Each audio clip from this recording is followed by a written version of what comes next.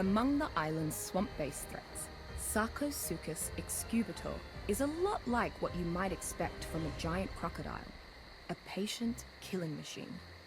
It spends much of its days lazily waiting in the water for prey to walk near. That said, it is not opposed to scurrying onto land and pressing the issue when hungry. A good tactic for escaping many predators is to jump into the water, as most are slow swimmers. This is a bad tactic for escaping a Sarcosuchus, obviously, as they are actually faster in the water than they are on land.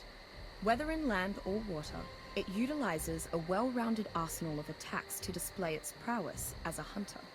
If it desires to grab a predator and spin into a death roll, quickly lunge forward for a surprise attack, or target a foe directly behind it, it is able to do so with extreme ease. Sarcosuchus is a ferocious creature that even causes the fearless piranha to flee at the sight of it. Despite being river-dwelling creatures, Sarcosuchus seem quite at ease in the oceans.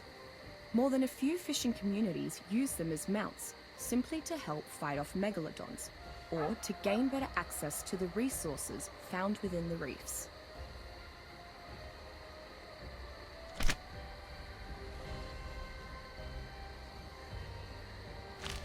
I was ever so glad to see Miss Walker again. My assistants are clever in their own right, but dear Helena is still the only person that I feel comfortable diving into my deeper theories with. I fear that I may have kept her from getting a word in edgewise, though. Once I got going on the obelisks, why, I just couldn't contain my enthusiasm.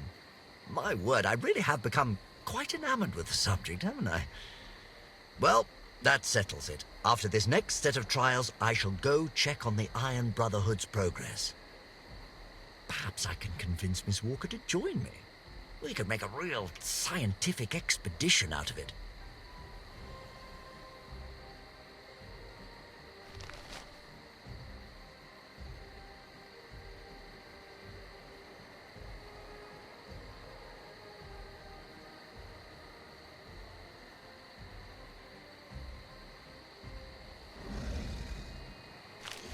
I am perplexed. Even with an expanded number of test subjects, I just cannot find the passion that I once had for my research.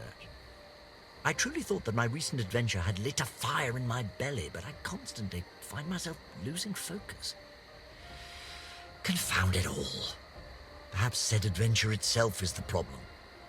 Thinking about it, I am always eager to discuss the obelisks and the artifacts I found with my assistants, even when I'm not in the mood for research. There is a certain allure to them that I cannot describe, something that causes my thoughts to drift in their direction, like the pull of a strong tide. But it could simply be a passing fancy. I must give myself more time.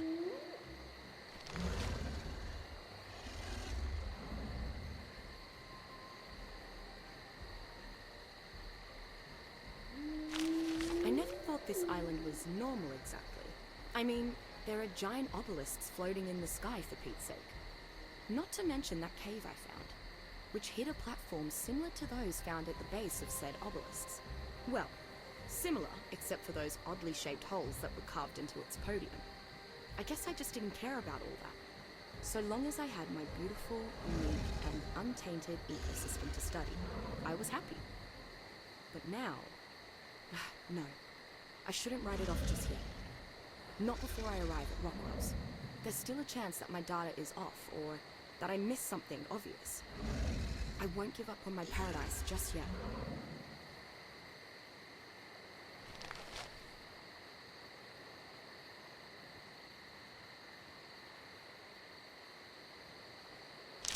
Utah raptor prime is an incredibly aggressive subspecies of Utah raptor found on the island. It tends to travel in small hunting packs, attacking smaller prey with its sharp teeth and enlarged foreclaws. When hunting in packs, the pack leader can vocalize a signal that acts as a battle cry. Be prepared to run or fight if you hear the call of the Utah raptor. The pack will repeat the calls and attack with much greater intensity. One of the faster creatures on the island, Utah raptor often uses their pack numbers to their advantage by swarming around their prey before it can react.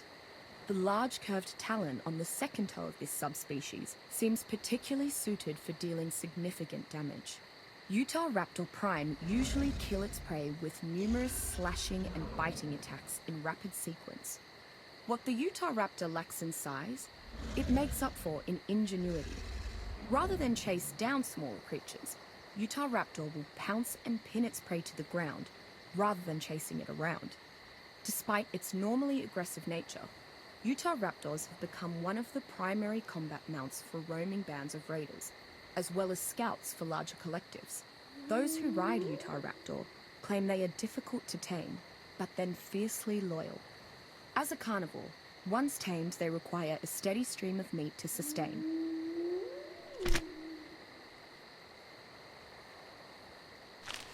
The wondrous properties of the flora on this island will never cease to amaze me. If I'd told my colleagues in London that I could create a concoction capable of erasing someone's memories, I'd be laughed out of the room and never invited to tea again. Yet here it sits, my mind wipe tonic. As usual, I've had tribal leaders groveling at the gates of Rockwell Manor just for the tiniest of samples, and for the recipe, oh, the bounties I've been offered. I'm not interested in their riches, though. I have their protection, supplies for my studies, and all the time in the world. What more could I ask for?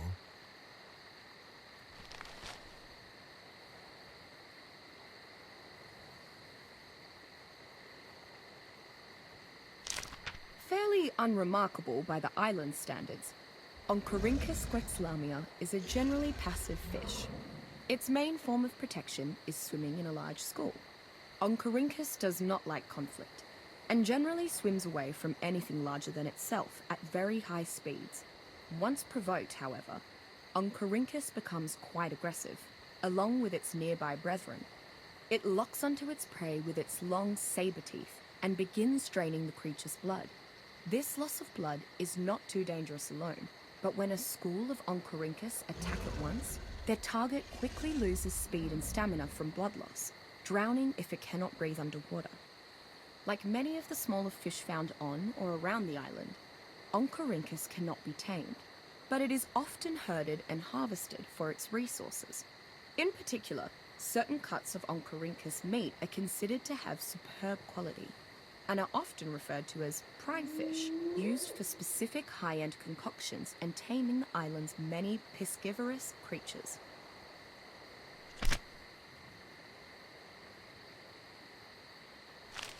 I have always tried to maintain a strict neutrality when it comes to tribal matters, but then again, I have never had an offer this tempting from someone as respectable as Mr. Nerva.